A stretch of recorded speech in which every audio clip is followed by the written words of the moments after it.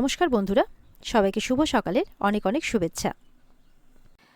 তোমাদের পছন্দের ধারাবাহিক শুভ বিবাহের আজকের পর্বের রিভিউ নিয়ে আমি পৌঁছে গেছি তোমাদের সামনে। বাংলা সিরিয়াল সমাচারে তোমাদের সবাইকে স্বাগত জানিয়ে আজকের পর্বের রিভিউ আমি শুরু করছি। তো গল্পের শুরুতে যেটা আমরা দেখতে পাচ্ছি যে পয়লা বৈশাখ উপলক্ষে সুধা আর তেজ বাড়ির সবাইকে গিফট দিচ্ছে। ঠাম্মি বলছে, এ কি তুমি গিফট নিয়েছো নাকি সবার জন্যে?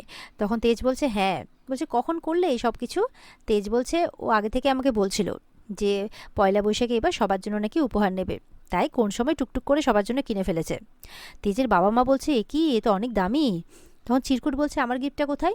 তেজ বলছে, এই রে, তোর গিফটটাই ভুলে গেছি জানিস তো। তখন চিরকুট বলছে, তুই হয়তো কিপটেমি করে ভুলে যেতে পারিস, কিন্তু বৌদি ভাই সেটা ভুলবে না। তখন সুধা বলছে, একদমই তাই, আমার ছোট্ট দেওয়ারটির জন্য কি আমি ভুলতে পারি নাকি? এই যে তোমার গিফট। তখন চিরকুটও কিন্তু গিফট পেয়ে খুশি হয়ে যায়। তো এরপর তো ছোটরা ঠাম্মিকে বলছে যে, ঠাম্মি তোমার গিফট কোথায়? তুমি তো প্রতি বছর আমাদেরকে দাও, আর তোমার গিফট ছাড়া তো পয়লা বৈশাখ পূর্ণই হবে না। তখন ঠাম্মি ঠিক করেছে এইবার পয়লা বৈশাখে নাকি সবাইকে সবার পছন্দের মতো গিফট দেবে। তাই তেজের বাবাকে বলছে, যাও তুমি লিস্ট করে নাও যে কার কী চাই, সবাইকে মন ভরে আজকে সবার ইচ্ছে মতো গিফট দেওয়া হবে এইবার। তখন তেজের বাবা বলছে, তাহলে তো অনেক খরচ হয়ে যাবে মা। বলছে, এই তোমার খরচের হিসেব। তখন বলছে, আচ্ছা আচ্ছা ঠিক আছে, বছরের প্রথম দিনে না হয় আমি সেই কথা আর বলবো না। এরপরে দেখা যাচ্ছে যে সবাই তো এক এক করে বলছে তার কি চাই। তখন জ্যোৎস্না কিন্তু চলে যাচ্ছে। তখন ঠাম্মি বলছে, এ কি, তোমার কিছু লাগবে না? বলছে, আমার কিছু চাই না ঠাম্মি, আমি শুধু নিজের পায়ে দাঁড়াতে চাই, একটা কাজ করতে চাই, মানে চাকরি করতে চাই। তখন ওদিকে সার্থকের মা বলছে, তার মানে তুমি কি চাকরি করবে নাকি? ঠাম্মি বলছে, বসু মল্লিক পরিবারের মেয়ে হয়ে তুমি আবার কোথায় কোথায় ঘুরে ঘুরে চাকরি করবে? তখন সুধা বলছে, আসলে ডাক্তারও তো দিদিভাইকে কাজের মধ্যেই থাকতে বলেছে, তাহলে দিদিভাইয়ের মনটাও ভালো থাকবে। তখন সুধা বলছে, আচ্ছা আমাদের অফিসে আমরা কিছু ব্যবস্থা করতে পারি না? তখন ঠাম্মি বলছে, সেখানে তো কোনো মহিলা কাজ করে না, সব মানে একজনও তো মহিলা নেই।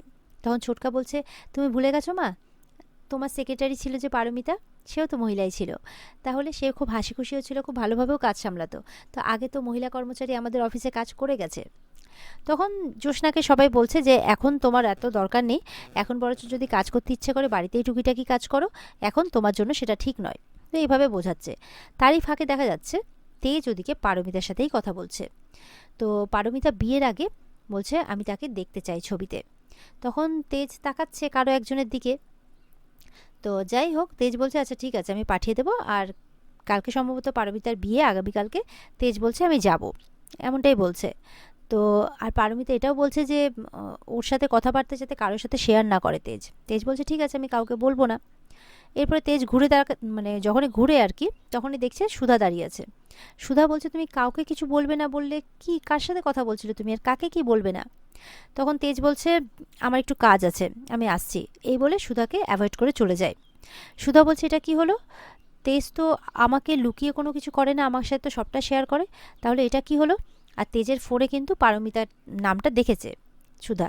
তো বলছে, এই পারমিতাই সেই পারমিতা নয় তো, ছোটকা যেই পারমিতার কথা বলছিল? ওদিকে দেখা যাচ্ছে বিচ্ছু রাস্তায় রাস্তায় ঘুরে বেড়াচ্ছে, কোনো অটোও পাচ্ছে না, সেকেন্ড হাফে যে তার ইন্টারভিউ আছে সে সেখানেও পৌঁছতে পারছে না। আর ওদিকে দেখছে রাস্তার ওই পারে একটা গাড়ি থেকে নামে ডলি। ডলি খুব হাসি খুশি, হাতে ফাইল, মিষ্টির হাড়ি, সব কিছু। তো ডলি ওনাকে বলছে যে, আপনাকে অনেক ধন্যবাদ আমাকে লিফট দেওয়ার জন্য, তবে কাল থেকে আমি নিজে নিজেই যাতায়াত করতে পারবো।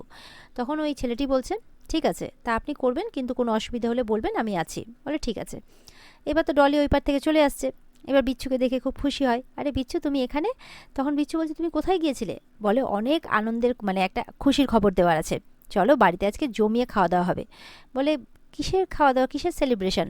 তখন বলছে, আমি একটা ভালো কোম্পানিতে খুব ভালো একটা চাকরি পেয়ে গেছি, আর ওনারা বলেছেন যে কাজ যদি ভালো হয় তো 2 মাসের মধ্যে স্যালারি বাড়িয়ে দেবে। বিচ্ছু তখন মনে মনে তার মায়ের কথাগুলো ভাবছে। তার মা বলেছিল তার বাড়িতে থাকতে ইচ্ছে করে না, দম বন্ধ হয়ে আসে, তাই বাইরে ছুটে ছুটে চলে যায়। তো বিচ্ছু কিন্তু উল্টোই ভাবলো। এরপরে ডলি যতই খুশি হয়ে ওদিক ঘুরে, মানে অন্যদিকে ঘুরে বিচ্ছুকে সব খুশির কথাগুলো বলছে, বিচ্ছু রাগ করে ওখান থেকে চলে যায়। ডলি ঘুরে দেখে কি ব্যাপার, বিচ্ছু নেই। তখন ডলি কিন্তু অবাক হয়ে যায়।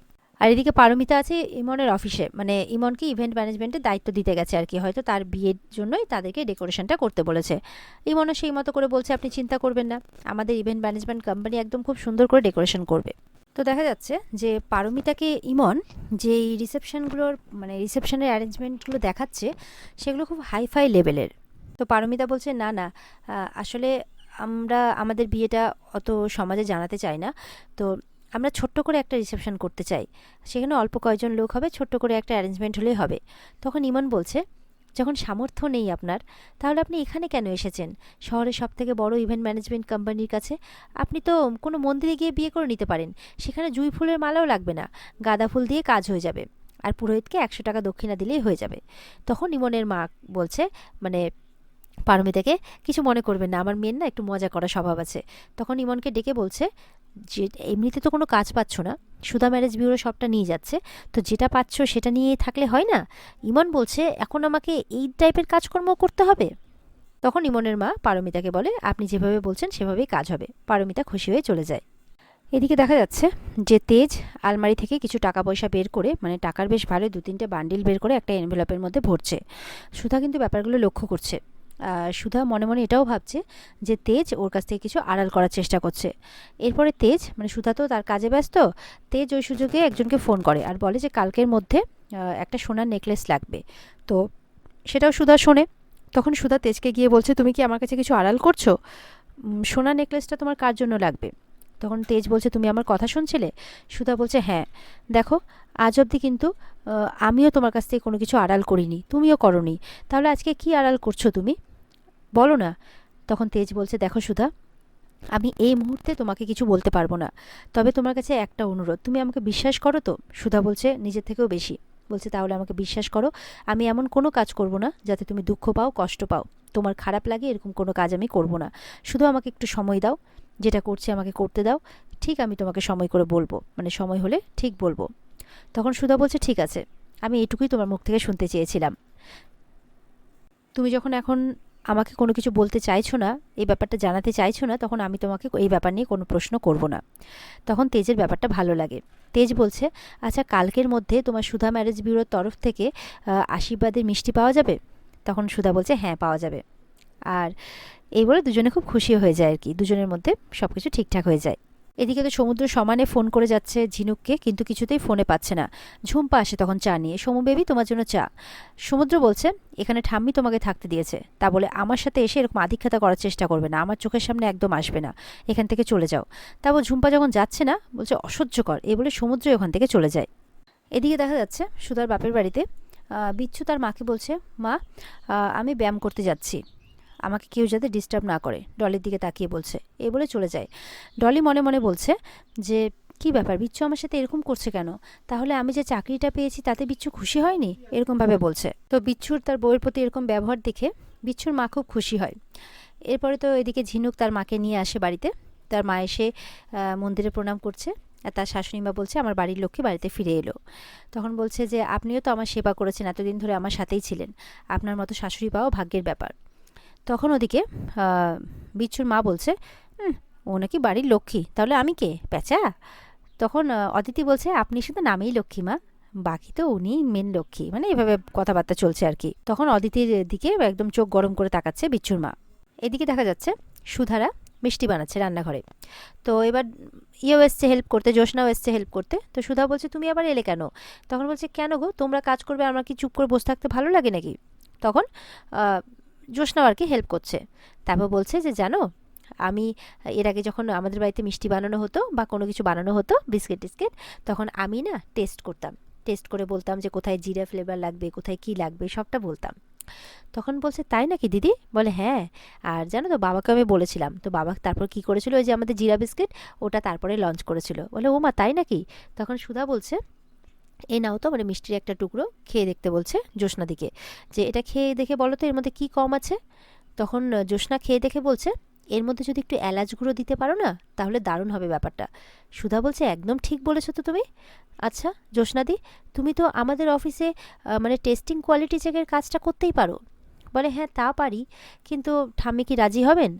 তখন সুধা বলছে, তুমি একদম চিন্তা করো না, সেই দায়িত্ব আমার। তখন তরিতা বলছে, আর কি, সুধা যখন দায়িত্ব দিয়ে, মানে সুধাদি যখন দায়িত্ব নিয়ে নিয়েছে, তখন আর কোনো চিন্তা নেই তোমার। তখন কিন্তু সুধাকে দেখা যাচ্ছে তেজ ডাকছে। জ্যোৎস্না বলছে, ওই দেখো তুমি তো আরেকজনেরও দায়িত্ব নিয়েছো, যাও সেটা পালন করে এসো। এবার তো সুধা যাচ্ছে, এদিকে তেজ সুধা সুধা করে চিৎকার করছে, একটাও পাঞ্জাবি দেখতে পাচ্ছে না। তো সুধা বলছে সেগুলো তো মানে শিলাদি সব ড্রাই ক্লিনের জন্য দিয়েছে। বলে কি বলছো, তাহলে আমি এখন কি পরবো বলো তো, একটা অনুষ্ঠান বাড়িতে যাব। তখন বলছে এটারও, বলছে কেন, এটা যেটা পরে আছো সেটা তো ভালোই। বলছে এটা তো বোতাম নেই দেখো। তখন সুধা সুতো নিয়ে আসে, বলে চুপ করবে না তোমার মুখটাই সেলাই করে দেবো। এই বলে সুতো দিয়ে বোতামটা সেলাই করতে থাকে। তখন তেজ আবার একটু সুধার সাথে বদমাশি করতে থাকে। সুধা বলছে এখন কি হচ্ছে, এখন দেরি হচ্ছে না? বলে দেরি যখন হয়েই গেছে তখন না হয় আরেকটু হোক। ওদিকে তখন ঠাম্মির ডাক আসে। তখন বলছে এই যে ঠাম্মির ডাক, আর একদম ভয়ে সুধাকে ছেড়ে দেয়। আর তখন সুধার দিকে তাকাচ্ছে আর কি, কি আর করা যাবে। আর এখানে আজকের পর্ব শেষ হয়ে যায়। তো বন্ধুরা, এই ছিল আজকের পর্বের রিভিউ। ভালো লেগে থাকলে কিন্তু অবশ্যই পর্বকে লাইক, কমেন্ট আর আমাদের সাথে জুড়ে থাকতে আমাদের চ্যানেলকে সাবস্ক্রাইব করতে কেউ ভুলবে না। পর্বের বিস্তারিত দেখতে অবশ্যই স্টার জলসার পর্দায় চোখ রাখবে। তাহলে দেখা হচ্ছে তোমাদের সাথে আগামীকালকে। সবাই ভালো থাকবে। টাটা।